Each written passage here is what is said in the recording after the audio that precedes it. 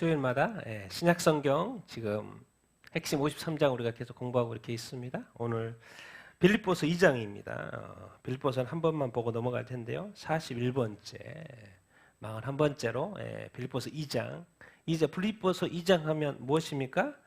그리스도, 예수 그리스도의 마음 그런 단어가 나오죠. 그래서 아주 중요한 장이고 빌립보서 하면 기쁨의 서신입니다. 기쁨의 서신이라고 이야기합니다. 기뻐하라는 이야기가 16번이나 계속 나옵니다. 뭐 감옥에 갇혀 있으면서 빌립보서는 옥중 서신이니까 감옥에서 바울이 편지를 쓰는 건데 뭐 이렇게 기쁠 일도 아닌 것 같은데 계속 기뻐하라고 이야기를 하는 그 기쁨의 서신 거기에 빌립보서 2장 오늘 공부하게 될 텐데요. 그리스도의 겸손 이야기가 이렇게 나오고 이렇게 있습니다. 그래서 오늘 빌립보서 2장을 우리가 한번 공부해 보도록 이렇게 하겠습니다. 겸손이라는 건 사실 우리가 뭡니까? 상대방에 대한 겸손인 거죠. 항상 상대가 있고 그 상대방을 대하는 어떤 태도고 이렇게 마음 이렇게인 것이죠. 그래서 우리 한번 오늘 빌립보서 2장 1절에서 11절까지만 이렇게 볼 텐데요. 우리 같이 한번 1절에서 2절 같이 한번 우리가 먼저 읽어보도록 하겠습니다. 같이 한번 읽겠습니다. 시작.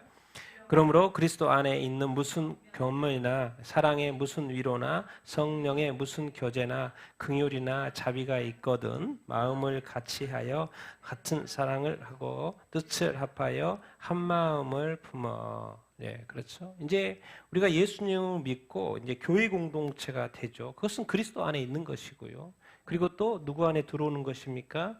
성령 안에서. 그래서 교회는 항상 그리스도 안에서 성령 안에서 이루어지는 교회의 공동체 이렇게인 것이죠. 그렇다 보니까 우리가 이제 교회의 공동체, 우리가 또 한 몸이라고 표현하지 않습니까? 이 한 몸 공동체, 교회의 공동체. 그렇다 보니까 우리는 서로 지체이기 때문에 서로 지체끼리 상호작용을 할 수밖에 없습니다. 그래서 상호 도움이 우리가 필요하고 그러다 보니까 그리스도 안에서 이렇게 권면은 여기서 격려하는 겁니다.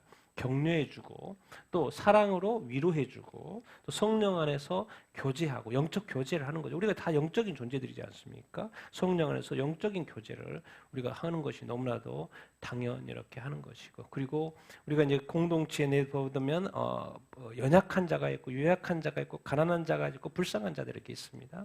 그런 자들에게 우리가 늘 긍휼과 자비를 이렇게 베푸는 것이 중요 이렇게 하죠. 그러니까 당연히 그리스도의 공동체, 하나님의 집, 교회의 공동체는 이런 것들이 있어야 하죠. 그런데 이렇게 있으려면 가정법을 쓰고 있습니다.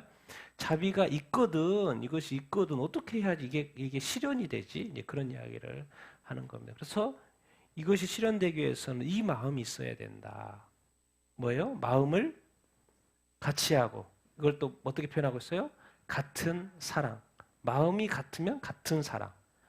이게 마음이 나누어지면 같은 사랑, 한 사랑이 안 되는 거죠. 그리고 또 무엇을 합해야 된다? 뜻을 합해야 된다. 한 뜻이 돼야 된다. 그리고 또 뭐라고 표현하고 있어요? 한 마음이 돼야 된다. 그리스도의 공동체 좋은 것들이 있어서 사람들이 힘을 받고 서로 도움을 줘야 되는데 그렇게 하기 위해서는 마음이 같아야 된다. 마음이 나눠지면 안 된다는 것이죠. 그리고 한 마음이 돼야 된다. 그것은 이제 사랑이라고 표현하고 같은 사랑이라고 표현했고 그것이 또 뜻이 같은 그런 것이다 이렇게 이야기를 하고 있는데요. 여러분 지금 빌립보서 4장에도 이런 표현이 있습니다. 같이 읽겠습니다. 시작.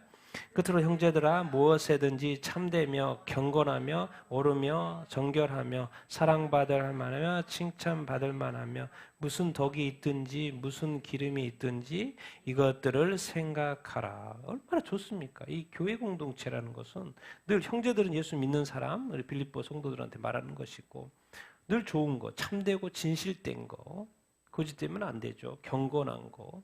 옳은 것, 옳은 길, 옳은 것, 옳은 선택, 의로운 것, 정결하고 더러우면 안 되죠. 그다음에 사랑, 칭찬, 덕이든지 기림은 칭찬입니다. 기림이 있든지 항상 이것들을 뭐 해라? 생각하면서 우리 그리스도 안에 교회 안에 늘 우리가 추구하는 이것, 늘 생각하면서 살아야 될 것, 추구하는 그 방향이 항상 있습니다. 이 좋은 거, 권면, 위로, 사랑, 교제, 긍휼, 자비 이런 것들이 있으면 얼마나 아름다운 공동체가 되겠습니까? 그래서 지금 그 빌립보 교회에도 이방인들이 많아요.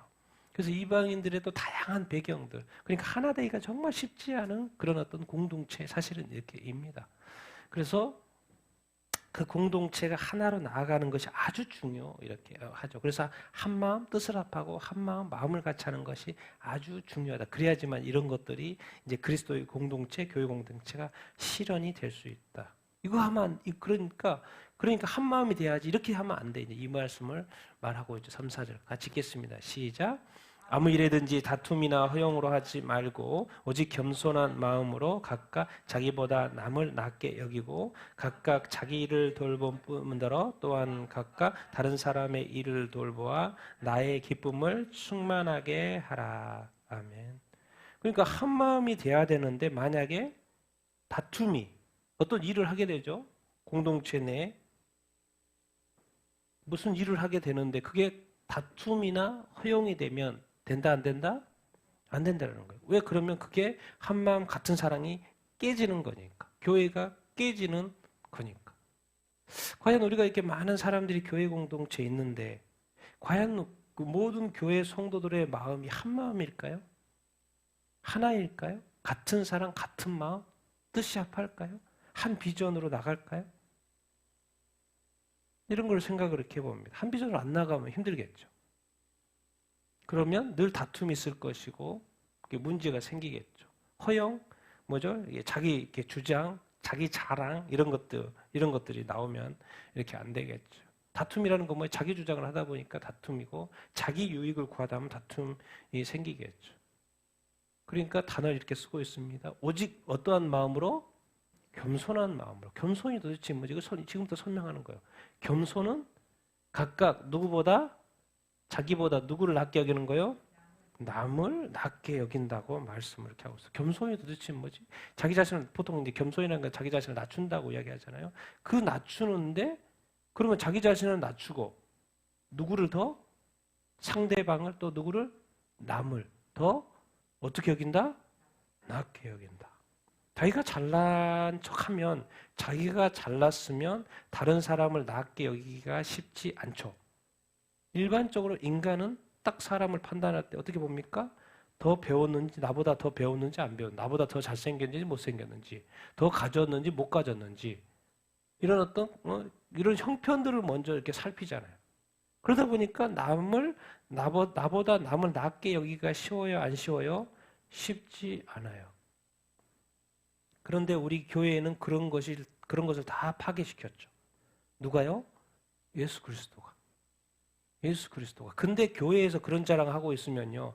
그거는 이제 교인은 돼도 성도 거룩한 삶 또 고민을 해봐야 되고 그리스도를 따른다고까지 이런 이제 문제가 생기는 것이죠.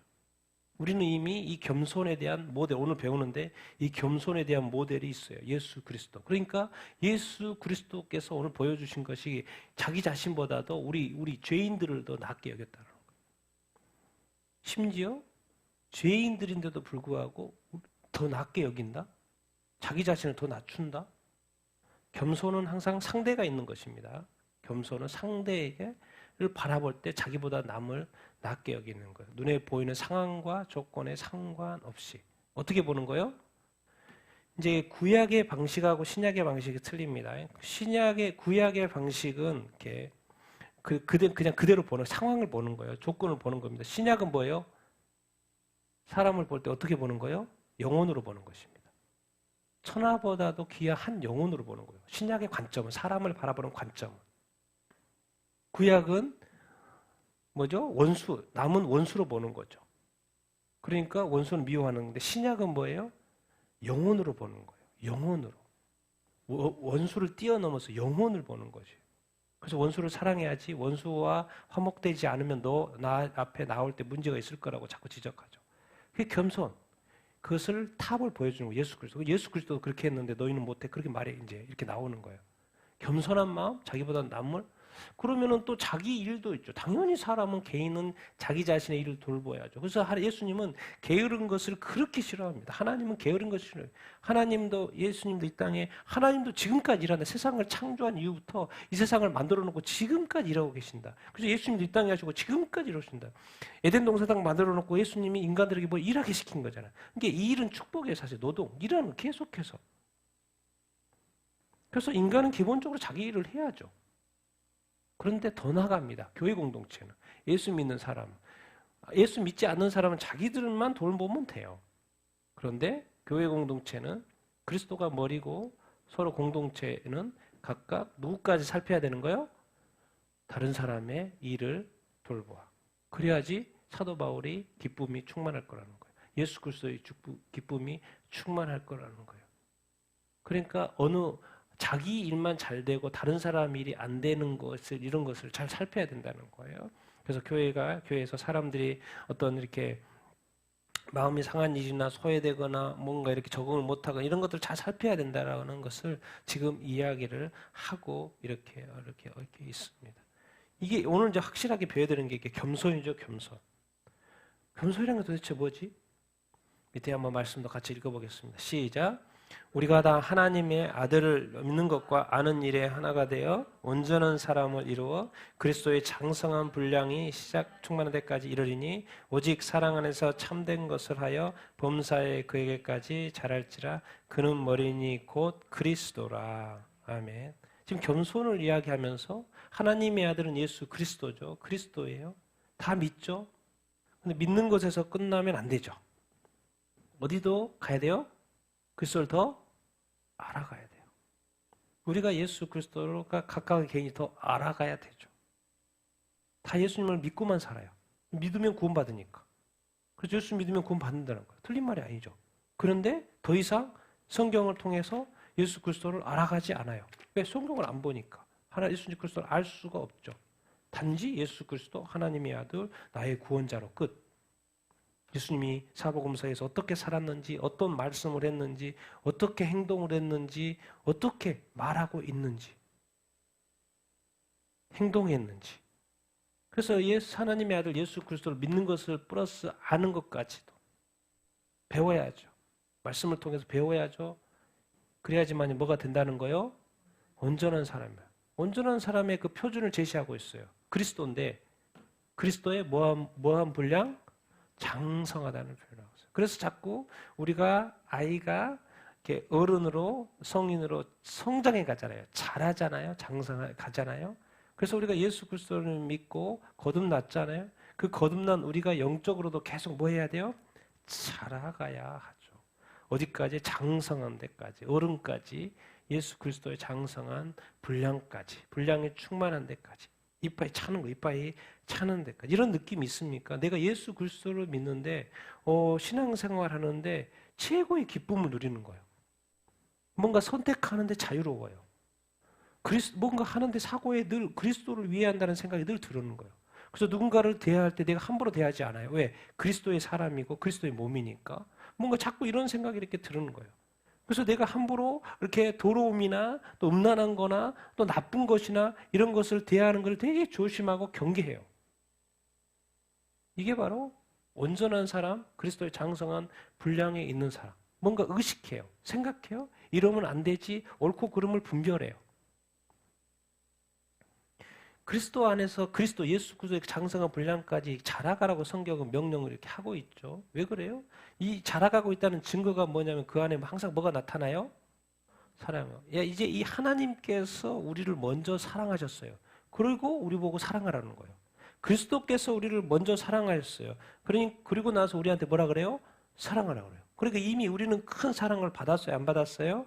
안 받았어요. 먼저 받았어요. 그러니까 우리가 뭐 해야 되는 거예요? 서로 사랑하라고 그렇게 말을 이렇게 하는 거예요.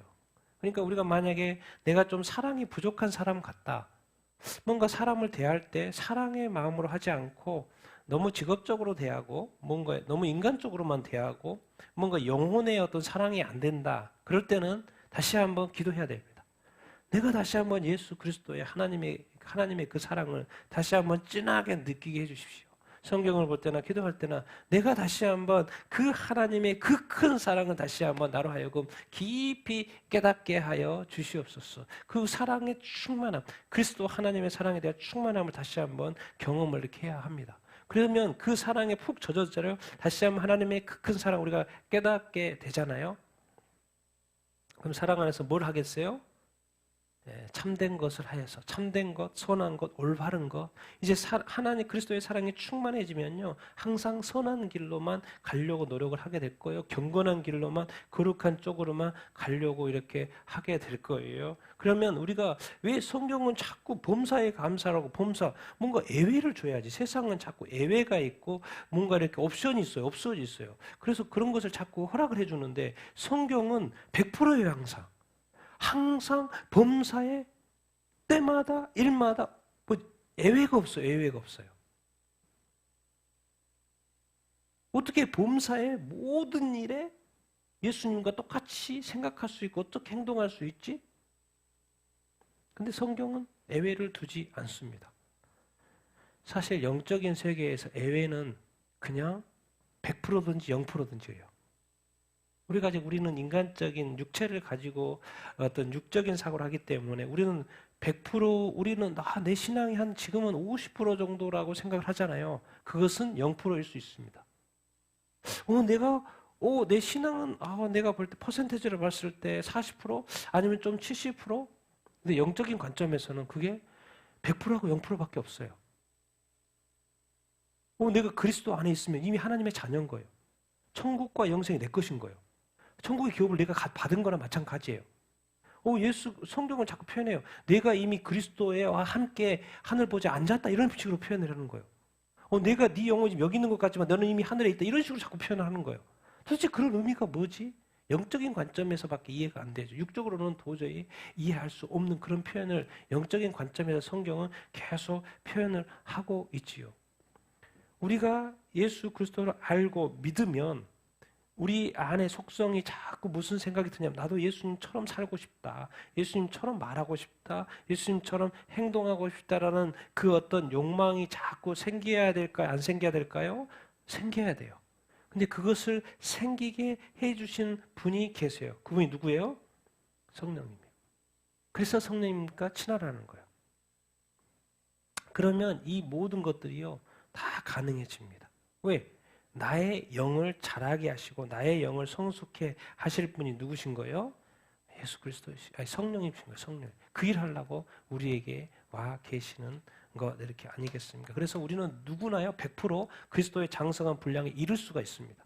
누구나 다 이룰 수 있어요. 그러지 않으면 그렇게 하라고 하지도 않겠죠. 우리는 다 온전한 사람이 될 수 있습니다. 그래서 사랑 안에서 참된 것을 하여 범사에 그렇게 자라가라. 그 머리는 누구다?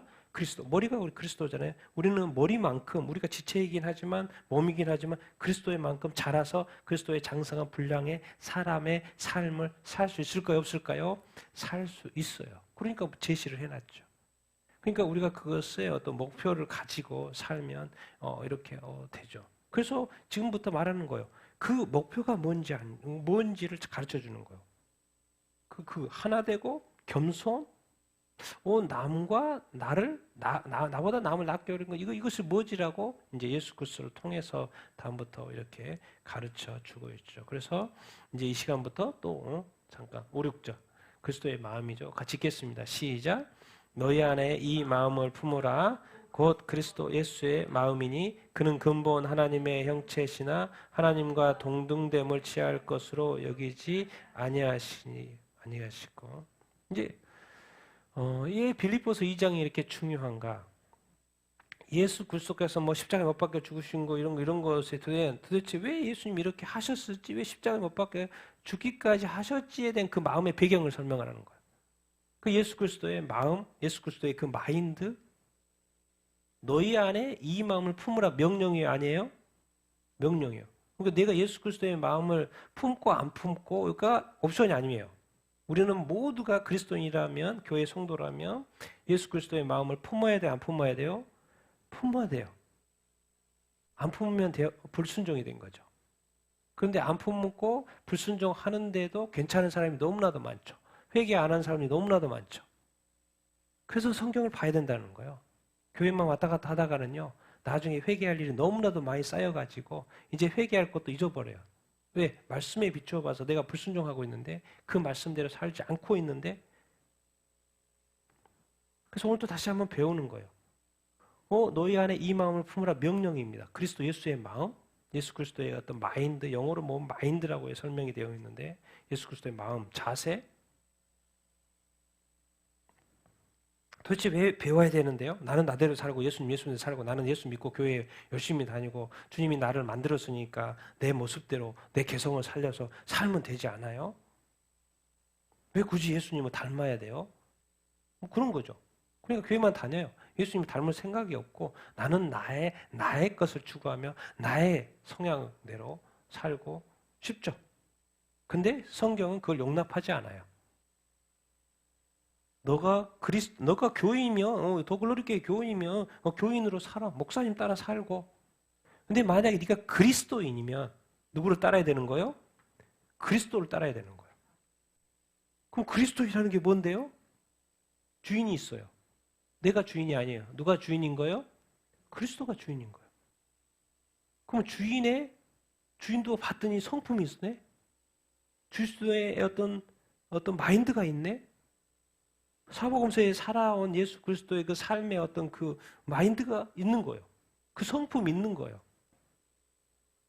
내가 교인으로 살 수 있지만, 그래서 목사님에게 칭찬받으며 살 수 있지만, 내가 그리스도인으로 살 때 예수님이 칭찬하시죠. 왜? 예수님이 주인이시고, 또 내가 그리스도인으로 살 때 그 예수 그리스도의 성품이 나타나니까 그렇습니다. 그래서 이렇게 가르쳐줘요. 너는 반드시 그리스도인으로 살아야 되는데 그리스도인은 그리스도의 마음을 가져야 된다. 그 마인드를 가져야 된다. 근데 그것을 이제 설명을 이렇게 하는 거예요. 그래서 우리가 기억해야 됩니다. 우리가 그리스도가 있고 우리가 그리스도인 크리스찬인데 많은 사람들이 교인으로 살아간 사람이 많은데 우리는 그리스도인으로 살아야 돼요. 그럼 그리스도가 어떤 분이신데요? 근본 하나님의 뭐다? 형체. 이제 우리 번역에는 본체로 해서 그 다음 구절인 이 종의 형체하고 이렇게 대비가 되도록 번역이 좀 안 됐어요. 그래서 제가 볼 때 번역이 좀 이렇게 잘못된 것 같아요. 같은 원어상으로 보면 폼이에요. 같은 폼. 그래서 제가 형체로 좀 바꿨습니다. 그래서 본체인데 개역 개정에 본체로 되어 있는데 그는 근본 하나님의 뭐다? 본체, 형체라는 거예요. 하나님의 형상이라는 거예요. 누가요? 예수 그리스도가. 하나님의 형체란 말이 뭔데요? 예. 옆에 발이 붙어 있죠. 하나님과 뭐하다? 동등되다. 하나님과 동등하신 분이다. 이것 때문에 예수님이 죽은 이유 중에 한 가지가 이거죠. 예수님이 하나님과 동등하다는 이 사실. 어떻게 요셉의 아들이 하나님과 동등해? 이것 때문에 예수님이 죽은 원인 중에 한 가지죠. 우리 같이 한번 두 절인데요. 요한복음 또 17장하고 5장인데 같이 한번 읽어보겠습니다. 시작. 아버지여 내게 주신 자도 나 있는 곳에 나와 함께 있어 아버지께서 창세 전부터 나를 사랑하심으로 내게 주신 나의 영광을 그들로 보게 하시기를 원하옵나이다. 유대인들이 이로 말미암아 더욱 예수를 죽이고자 하니 이는 안식일을 범할 뿐만 아니라 하나님을 자기의 친아버지라 하여 자기를 하나님과 동등으로 삼으심이로라. 아멘.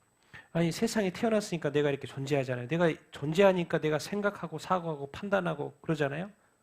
우리는 그것을 너무나도 소중하게 생각해요. 지식인들이 내가 알고 있는 것을 너무나도 소중하게 생각해요. 그럼 내가 창세 전에는 그 이야기를 하는 거예요. 그래서 지식인이 겸손해야 돼요. 내가 태어나기 전에는 하나님께서 창세 전부터 나를 사랑하셔서 내게 주신 예수님의 영광이 있다라는 거예요. 그들로 아버지여 그들도 요한복음이니까 그들도 보게 하옵소서. 우리 제자들도 보게 하기를 원하나이다. 뭐 창세 전 세상이 만들어지기 전 내가 태어나기 전 내가 사고하기 전 내가 지식이 갖기 전 창세 전부터 예수 그리스도는 존재했고 그 영광. 그래서 예수 그리스도가 성부, 성자, 성령 삼위일체 성자 하나님이죠. 창세 전에 성육신 하기 전에 인간의 몸으로 오기 전에 우리가 정말 예수 그리스도를 대할 때 정말 십자가에 못 박혀 죽은 것도 감사하지만은 정말 예수 그리스도가 진짜 누구인가? 하나님이시라는 거죠. 하나님과 동등하다는 거죠. 하나님 근본이 본래가 하나님의 형체를 가지고 있었어요.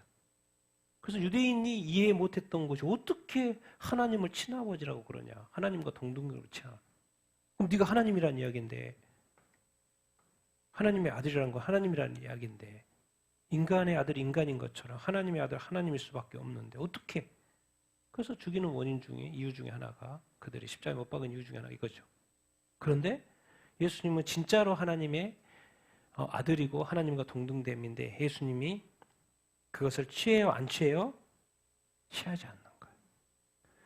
그러니까 우리가 지금 우리가 어떤 수준에 있지 않습니까? 그것을 내가 취할 건가 취하지 않을 건가? 내가 누군가를 비교하고 이렇게 할 때 누군가가 못났을 때 나보다 잘난 사람이 있을 때 우리가 깽깽 하잖아요. 우리가 뭐 그렇잖아요. 우리 영어 잘하는 외국 사람들 보면은 선진국 사람들 보면 막 우러러 보다가도 정말 이렇게 또 가난한 나라에서 온 사람들 보면 우습게 보잖아요. 뭔 말입니까? 아주 이게 이렇게 우리 세상적인 사고, 세상적인 어떤 시각 이렇게인 것이죠. 그런데 한결같이 우리가 그 어떤 나라에 상관없이 선진국과 후진국의 그 상관없이 어떤 한 영혼을 사람을 영혼으로 대할 수 있나, 존재로 대할 수 있나. 그 연습이 바로 예수 그리스도께서 배우는 거예요. 하나님인데 하나님과 동등됨으로 취하지 않으셔? 예수 그리스도가 그 다음에 더 구체적으로 7절 8절 읽겠습니다. 시작. 오히려 자기를 비워 종의 형체를 가지사 사람들과 같이 되셨고 사람의 모양으로 나타나사 자기를 낮추시고 죽기까지 복종하셨으니 곧 십자가에 죽으심이라. 자기를 비웠다 그랬죠. 자기를 비운다는 게 뭐겠습니까? 다른 말로 예수님이 하신 말씀 중에 자기를 부인하는 거죠. 자기를 비워 종의 형체를 가지고 사람이 됐다는 거죠. 종의 형체를 가지고 사람이 됐다는 거죠. 자기를 부인해? 예수님이 원래 하나님이신데 성자 하나님이신데 그 신성을 포기해? 뭐 진짜 포기한 건 아니죠. 나중에 다시 돌아가셨으니까. 근데 인간이 되셨죠. 하나님이시면서 또 인간이시기도 하시니까 지금은 이제 인간이 돼 종의 형체를 가졌다라는 것은 사람과 같이 됐다. 사람의 모양이 됐다. 인간이 되셨다. 성육신 하셨다. 그래서 마리아의 태로 말미암아 나왔다. 이제 그런 이야기를 하는 거지 않습니까? 하나님인데 굳이 그렇게? 그런데 자기를 부인하고 자기를 비웠다는 거예요. 우리가 살아가면서 우리 자신을 비웁니까? 아니면 있는 모습으로 대합니까? 나의 됨으로 누군가를 자꾸 대합니까? 아니면 내가 누군가를 딱 대할 때 자기 자신을 비웁니까? 자기 자신을 부인을 합니까? 그 상대를 대하는 어떤 마음. 그게 이제 자기를 뭐 한다고 돼 있어요? 낮춘다고 돼 있죠. 죽기까지 복종한다고. 왜 이런 종이라는 단어를 썼을까요? 이 성경에도 이런 단어가 있죠. 종이라는. 예수님이 하신 말씀 중에 같이 읽겠습니다. 시작. 너희 중에 누구든지 으뜸이 되고자 하는 자는 모든 사람이 종이 되어야 하리라. 인자가 온 것은 섬김을 받으려 함이 아니라 도리어 섬기려 하고 자기 목숨을 많은 사람의 대속물로 주려 함이니라. 아멘. 예수님이 이 땅에 오셔가지고 이제 인간 되는 것 자체가 종의 형체를 가진 거죠. 자기를 낮췄다고 그랬어요. 죽기까지 복종하시고 십자가에 죽으십니다. 그래서 예수님이 하시는 말씀. 네가 으뜸이 되고자 하느냐. 네가 넘버원이 되고자 하느냐. 모든 사람의 뭐가 돼야 된다? 종이 돼야 된다. 나는 왕인데요. 나는 주인인데요. 내가 종이 돼요? 말이 안 되죠. 근데 주님은 종이 되라는 거예요. 섬기는 종이 돼야 되는 거예요. 종이 뭐예요? 도대체 왜 종종 자꾸 하는 거예요? 예수님 왜 자꾸 종의 형체를 입었다라는 거예요? 왜 사람이 됐다라는 거예요? 인자가 됐다라는 거예요? 뭐 하시려고? 섬김을 받으려고 하는 건 주인이 하는 것이고 섬김을 받는 건 주인이 하는 것이고 종이 됐다는 건 뭐 하시려고? 섬기려고 하시는 거예요. 이게 우리의 마인드가 뭐죠? 우리 권위자들은 늘 섬김을 받으려고 하죠. 목사님 섬김을 받으려고 하죠. 그래서 목사님 너무 섬김 받다 보면 너무 마음이 막 이렇게 높아지죠. 목사님도 마음을 잘 다스려야 합니다. 높아질 때는 뭐예요? 떨어질 확률이 높기 때문에. 섬기려? 인자가 예수님이 오신 것은 사람이 되신 것은 섬기려 하신다는 거. 그래서 우리는 그냥 쉽게 우리가 그리스도인이 됐다는 것은 목사님부터 해가지고 장로님, 권사님, 직분자부터 해가지고 죽을 때까지 섬기면서 살려고 하는 거예요. 섬김을 받으려고 하지 않아요. 예수 그리스도는 평생 동안 공생애를 살 때 단 한 번도 섬김을 받으려고 하지 않았죠. 그래서 왕을 사무엘을 못해 도망갔죠.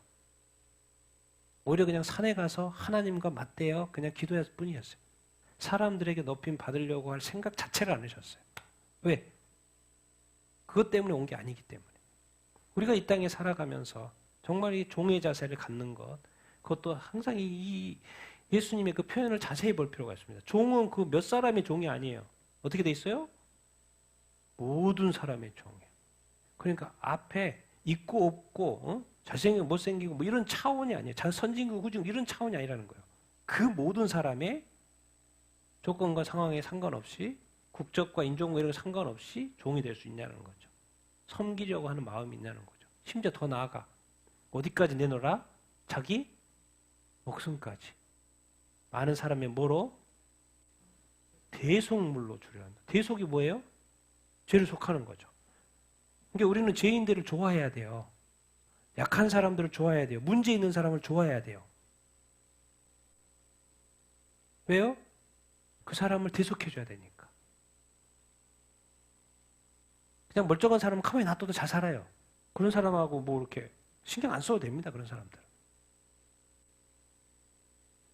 근데 내 목숨을 어디다 바칠 것인가? 많은 사람들의 대속물로 주려 한다. 예수 그리스도 이 땅에 오셔가지고 한 번 살고 죽으면 인생이 끝이라고 사람들은 생각하잖아요. 근데 예수님은 그게 아니죠. 이미 예수님이 영생이 있다는 걸 알기 때문에 내 목숨을 어떻게 주고 살까? 이 땅에 한 번 공생애를 사는데 어떻게 주고 살까? 누구를 위해서 주고 살까? 이런 생각을 하신 거죠, 예수님. 그래서 이런 단어를 쓴 거예요. 대속물로. 대속은 값을 지불한 거니까. 돈 있는 사람은 값을 지불할 필요가 없죠. 자기가 지불하니까. 근데 값을 지불할 수 없는 연약한 사람, 가난한 사람, 병든 사람, 고아와 가부, 스스로 이 땅에서 살아갈 수 없는 긍휼과 자비가 필요하고 도움이 필요한 그 사람을 위해서 자기 목숨을 바친다는 거예요. 주로 왔다라는 거예요. 예수님은 게 명확해요. 이 땅에 오신 이유가. 종으로 오신 이유가 정확해요. 섬기려 하고 자기 목숨을 많은 사람의 대속물로 주려 하고 다른 사람을 위해서 자기 유익이 아닌 남의 유익을 위해서. 그래서 그렇게 하기 위해서 자기 자신을 뭐 하는 거예요? 낮추는 거예요. 죽기까지 뭐 하는 거예요? 복종, 순종하는 거. 죽기까지. 여기서 이 단어가 죽기까지. 어디서 죽었어요? 어디서 죽었어요? 십자가에서 죽었죠. 십자가가 뭡니까?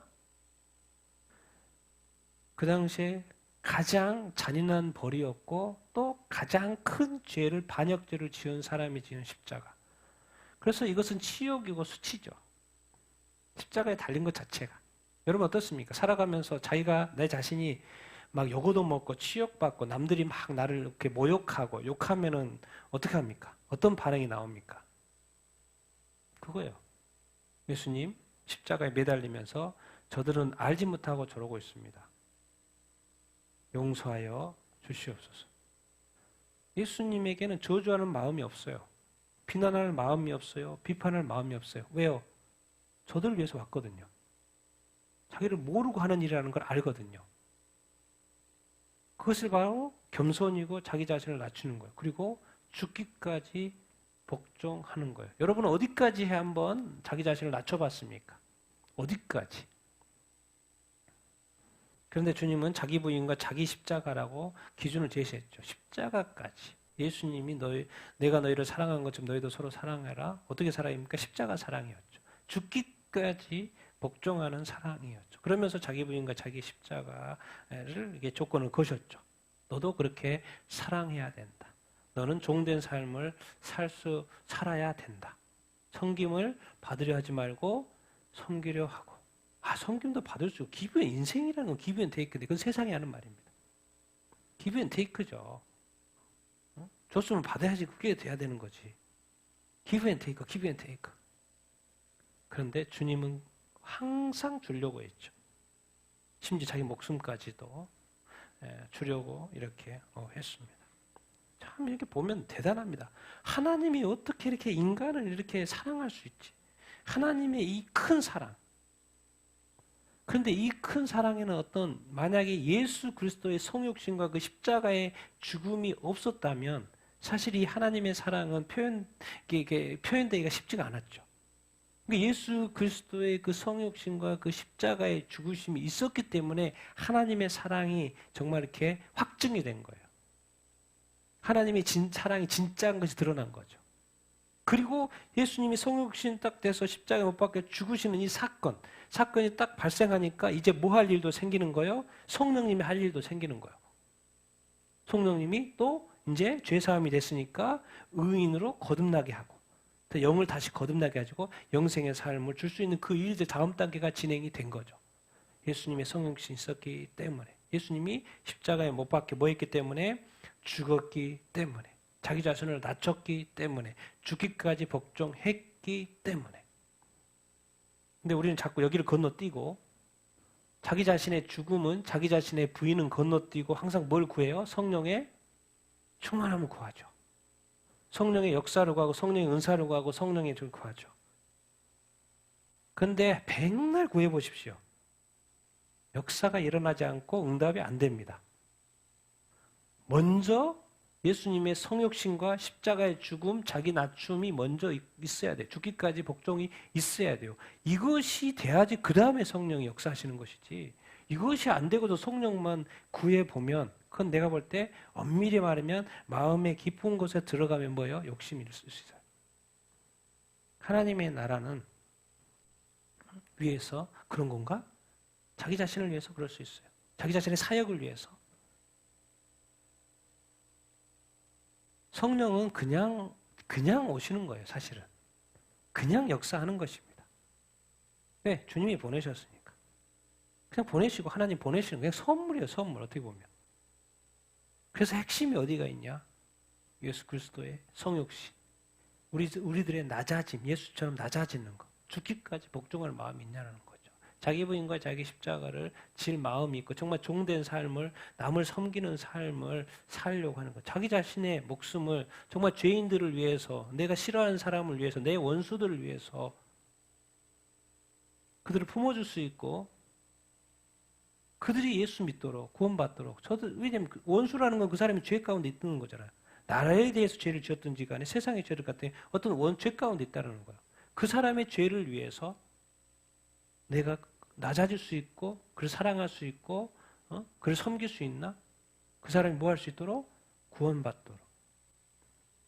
그거요. 인간이, 예수님이 이 표현 같이 한번 읽어보겠습니다. 시작. 낮아지고 섬기는 자, 권위로 다스리는 자. 예수님이 이 땅에 딱 오셨어요. 그런데 예수님이 항상 뭐라고 하는 대상이 있었어요. 항상 화 있을진저 욕하는 대상이 있었어요. 저주하는 제사. 막 분노, 화내는 존재가 있었어요. 누구였어요? 바리새인과 서기관들. 그 당시에 유대, 이스라엘의 지도자들. 그 사람은 지금 뭐 하고 있었어요? 그 권위로 뭐 하고 있었어요? 유대를 다스리고 있었어요. 근데 그리고 하나님이 태초에 만드시고 다스리라고 그랬잖아요. 잘 다스리고 있는데요. 이제 예수님이 신약 시대에 예수님이 온 이후로는 상황이 바뀝니다. 지도자도 그렇고 이 세상도 그렇고 오직 머리는 예수 그리스도예요. 선생은 오직 예수 그리스도예요. 지도자는 오직 예수 그리스도예요. 다 누군 거예요? 예수 그리스도 안에 몸이고 이제 종들인 거예요. 그러니까 삶이 바뀌어야 됩니다. 다스리는 삶이 아니고 권위로 낮아지고 섬기는 자가 돼야 돼요. 그런데 지금 예수님 딱 오셨을 때는 권위로 다스리는 자로 있는 거예요. 그리고 심지어 누구까지 죽여버려요? 메시아까지 죽여버려요. 뭔가 잘못되어 있는 거예요, 지금. 권위로 다스리라는 것은 그 직책인 것이고, 신약 시대는 뭡니까? 사실 이제 천국에 가면 왕노릇 한다고 그러는데, 이 땅에서의 삶은 모든 것이 구원에 초점이 맞춰져 있어요. 그래서 실족은 절대로 있어서는 안 됩니다. 우리가 평생에 살아갈 때, 예수 믿으면서 살아갈 때 여러분, 남을 실족시키는 것은 두려움과 떨림이 있어야 돼요. 혹시 실족시키는 일이 있으면 반드시 찾아가서 회개하고 화해하시고 그 사람들이 반드시 돌이킬 수 있도록 해야 됩니다. 혹시 나 때문에 지옥 가는 사람이 있어서는 절대로 안 됩니다. 권위로 다스리는 자? 나는 혹시 내가 어떤 목사님의 권위, 어떤 직분자의 권위, 교회의 오래된 기득권자의 권위로 혹시 교회를 뭐 하려고 하는 사람이 있어요? 자꾸 다스리려고 하는 자였어요. 근데 예수님이 말해요. 예수님은 왕으로 오셨어요. 그런데 이상하게 나귀를 타고 또 나귀 새끼를 타요. 항상 낮아지시고 섬기려고 해요. 죽을 때까지 섬기면서 살아요. 왕인데. 그럼 그는 하나님의 권위, 아들의 권위, 하나님의 권위를 가지고 있는데도 다스리려고 하지 않아요. 오히려 로마 총독을 다스리게 놔둬요. 그들의 권위를 뻗지 않아요. 근데 이스라엘 백성들은 생각했죠. 유대인들은 정치적인 메시아 그 권위를 빼앗을 거라고 생각해요. 이상하게 근데 그 권위를 빼앗지 않아요. 그 예수님은 그냥 아무것도 아니에요. 그냥 맨날 낮아지고 병든 자들한테 찾아가고 그냥 그들을 돕고 섬기고 그리고 죽어버리네? 그럼 이거 뭐예요 도대체? 하나님은 이 땅에 세상 나라를 세우러 온 게 아니죠. 어떤 나라를 세우러 왔어요? 하나님의 나라를 세우러 왔어요. 근데 그 하나님의 나라가 알고 봤더니 권위로 다스릴 때 세워지는 게 아닌 것던 거예요. 낮아지고 종으로서 뭐 할 때? 섬길 때 세워지더라는 거예요. 그것을 이제 이해하지 못한 거죠, 지도자들은. 당연히 지도하지 못하죠. 왜? 항상 높은 자리에 있기 때문에 다스려야 되는 입장에 있기 때문에. 그런데 그들의 마음이 권위자로서 다스렸지 종된 자로서 왜? 머리가 그리스도고 그들은 종이죠. 예수 그리스도의 종이죠. 하나님의 종이죠. 로서 다스리는 게 아니었죠.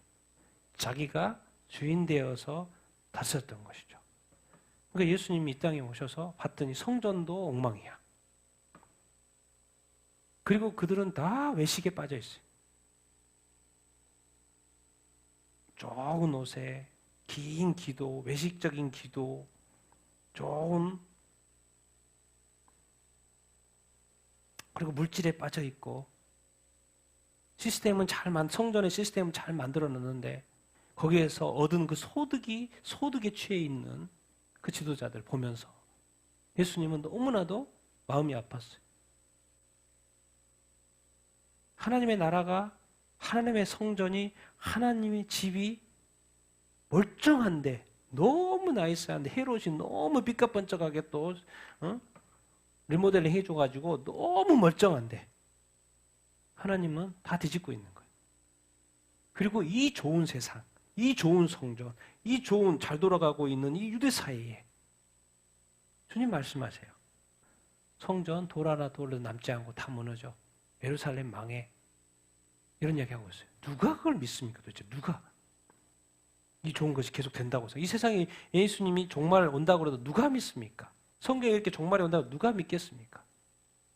어디에 취해 있는 거예요? 그들에게는 권위에 취해 있고 지위에 취해 있고 뭔가 자기가 소유에 취해 있고 다 그런 거예요.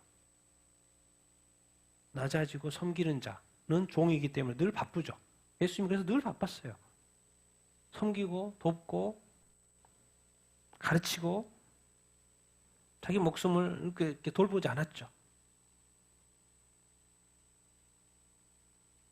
정말 삼위 하나님께서 인간을 사랑하셔서 인간을 구원하겠다고 하나님이 인간 되시고 그 인간 됐는데 그 인간인 대신 예수 그리스도가 인간으로서 그 당시 로마 시대에 가장 최악의 처벌인 십자가의 처벌을 받아 그러니까 바닥을 친 거죠. 바닥을 친 거예요. 이 세상의 죄악의 바닥을 친 거예요. 그 말이 뭔 말입니까? 인간의 죄악이, 우리의 더러움이, 우리의 죄가 우리가 너무 쉽게 우리가 사람을 사랑한 사람 있고 미워한 사람 있고 내가 친구는 잘 돼야지만 안 좋은 사람은 막 대하고 이런 것들이요. 이게 죄라는 거예요, 죄. 한 마음이 아니고 이미 우리 안에 두 마음이 있다라는 거예요. 왜 누구한테는 떵떵거리고 누구한테는 누구한테는 낮아지고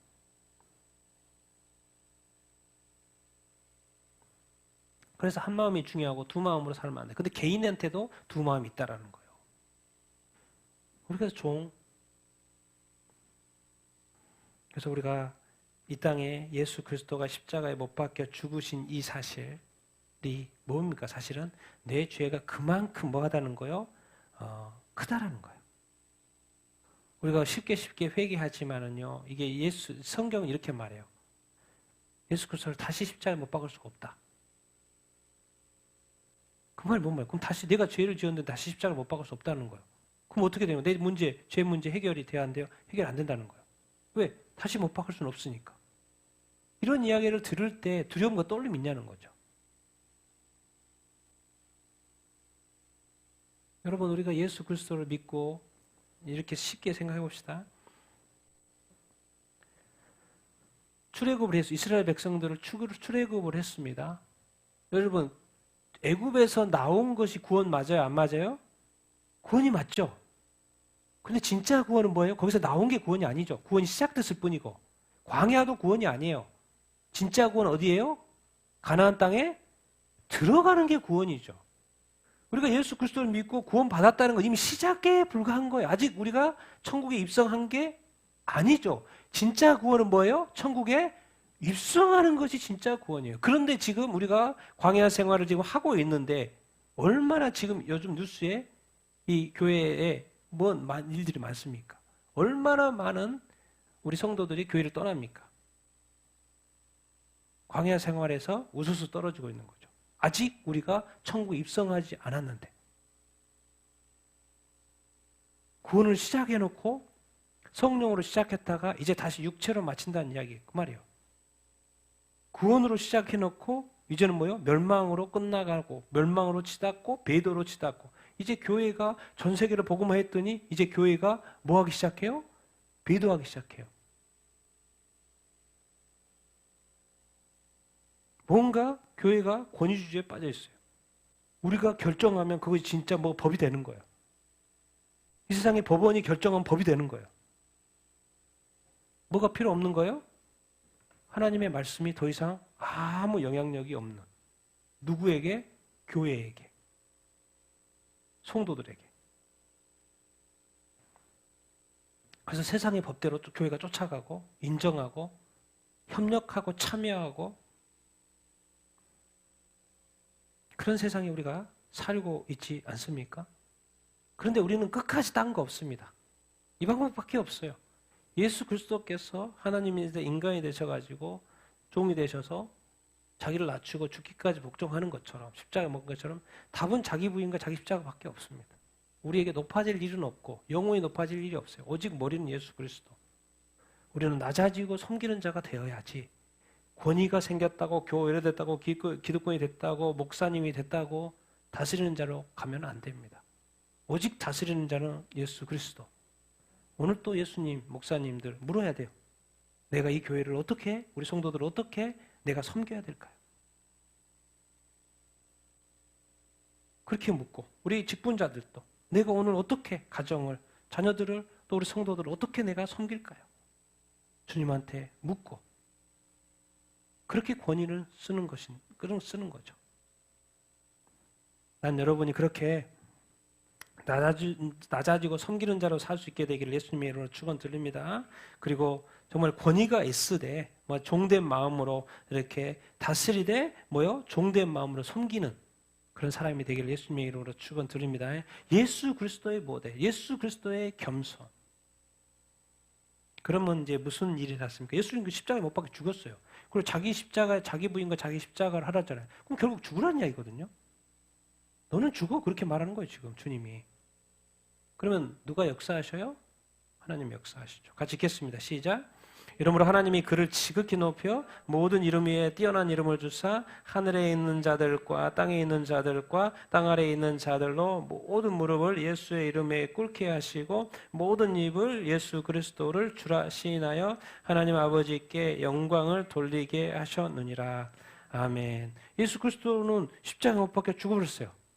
그럼 게임 끝이네? 그런데 누가 남아있는 거예요? 하나님이 남아있는 거예요. 하나님이. 그래서 하나님이 죽었는데 뭐 어떻게 해요? 예수 그리스도를 부활시켜버리네. 그리고 어디다 앉혀요? 하나님 우편에 앉혀버려요. 자기는 죽었는데 죽은 예수를 어떻게 해요? 하나님이 다시 부활시키네. 그러니까 죽어도 걱정하지 말라는 거예요. 다시 뭐 한다? 부활시켜준다는 거예요. 부활시켜준다는 거예요. 걱정하지 마. 하나님은 능력의 하나님이에요. 그런데 부활하면은 이 영광의 부활인 거예요. 부활은. 죽었을 때, 우리가 죽었을 때 부활은 영광의 부활이에요. 어디에 앉아요? 하나님 우편에. 예수 그리스도가 십자가에 딱 못 박혀 죽었어요. 하나님이 부활시켰어요. 그래서 지극히 높여서 모든 이름 위에 뛰어난 이름을 주셨어요. 그래서 이제 천사들, 하늘에 있으니까 천사들이겠죠. 땅에 있는 자들은 지금 땅에서 살아있는 사람들, 땅 아래에 있는 사람은 죽은 자들이겠죠. 또 뭐 무저갱에 있는 뭐 이렇게 귀신들이든지 마귀들이든지 모든 자, 하늘과 땅, 땅 아래 모든 자, 모든 무릎을 누구의 이름에? 예수 이름에 꿇게 해요. 누가요? 누가? 하나님이 하셔요. 우리가 하려고 할 필요 없어요. 하나님이 다 하셔요. 우리가 죽어도 다 하나님이 하셔요. 우리 주님이 다 하셔요. 모든 입으로 예수 그리스도를 뭘 하시네요? 줄 하시네요. 하나님이 하나님 아버지께 영광을 돌리게 예수 그리스도를 시인하는 것이 주로 시인하는 것이 주인으로 시인하는 것이 하나님께 영광이 된다고 지금 말씀을 하고 이렇게 있습니다. 그러니까 우리가 해야 될 일이 있고 또 하나님이 하실 일이 있다는 거예요. 그리고 그 우리가 해야 될 일은 예수 그리스도를 보라는 거예요. 예수 그리스도의 마음을, 예수 그리스도의 그 십자가를, 예수 그리스도의 종의 형체, 자기 비움을, 자기 낮춤을, 저 십자가에 죽기까지 순종한 그것을 보라는 거예요. 그걸 따르라는 거예요. 그리고 걱정하지 말라는 거예요. 다 내가 너의 필요를 모든 거 알고 있으니까 내가 더해줄 것이고 너가 죽어도 다시 부활시킬 것이고 걱정하지 말라는 거. 걱정하지 말라는 거. 그래서 걱정하고 염려하지 말라는 거. 내가 새도 키우고 꽃도 하나 들에 백합화도 키우고 그런 거 다 보지 않냐? 내가 다 키운다. 새 한 마리도 내 허락 없이 떨어지지 않아. 다 하나님의 그 권위와 그 어떤 주권으로 섭리 가운데 다 하나님이 역사하고 있다라는 거예요. 그런 거 걱정하지 말고 너는 주의 길을 가라는 거예요. 그리스도를 따라가라는 거예요. 주님처럼 살라는 거예요. 주님처럼 사랑하라는 거예요. 주님처럼 자기 자신을 낮추고 섬기면서 살라고 하는 거예요. 그리고 너가 그렇게 살아도 내가 너에게 상을 줄 것이며 너를 높은 자리에 앉게 할 것이며 너를 축복할 것이라는 거예요. 그래서 오늘 배우는 것은 결론, 답이 이겁니다. 같이 읽겠습니다. 시작. 나 자신은 스스로 낮추고 하나님이 높여주는 사람이 되자. 그거예요. 이 땅의 삶은 우리가 높임 받을 일도 없고 우리가 죽을 때까지 또 세상이 끝날 때까지 우리 자신은 예수 그리스도를 따라서 우리 자신을 낮추고 겸손하게 살아가야 될 뿐입니다. 도대체 왜 그래요? 싸움이 나면 안 돼요. 왜요? 뭐에 문제가 생기는 거예요? 구원의 문제가 생기는 거예요. 실족의 문제가 생기는 거예요. 이런 것들에 대해서 우리가 유심히 할 필요가 있다는 거예요. 그래서 그냥 낮추라는 거예요. 구원의 기회가 막히지 않도록. 그리고 높여주는 분은 따로 있다는 거예요. 누가? 하나님이 나 자신을 높여주실 거예요. 잃어버린 거 하나님이 다 대갚아 주실 거예요. 이 땅에 누리지 못한 이것들, 제한받았던 어떤 것 다 큰 자유를 허락하실 거예요. 누가요? 하나님. 대신에 우리는 예수 그리스도께서 말씀하십니다. 예수 그리스도께서 사셨습니다. 우리에게 말씀하십니다. 자기 부인과 자기 십자가, 자기를 비우고 종의 형체를 가진 것처럼 자기 자신을 낮추는 삶 사는 거예요. 그리고 잊지 말라는 거예요. 내가 있지만 하나님 계시다는 거예요. 나도 있지만 주님 있다는 거예요. 나는 몸일 뿐이고 내 머리가 있다는 거예요. 머리가 누구예요? 예수 그리스도. 그 주님이 높여주실 것이고 주님이 우리에게 이렇게 축복하실 줄 이렇게 믿습니다. 그 예수 그리스도의 그 마음, 그 마인드, 그 태도, 그 자세. 우리가 다시 한번 오늘 이렇게 말씀 오늘 또 이렇게 보면서 정말 우리가 그 예수 그리스도의 그 겸손, 예수 그리스도의 마음을 배우고 본받는 우리의 삶이 되기를 이렇게 축원합니다. 그러면 주님이 축복하시고 주님이 또한 기뻐하시고 너무 좋아하시고 또 복의 복을 더하여 줄 줄 이렇게 믿습니다.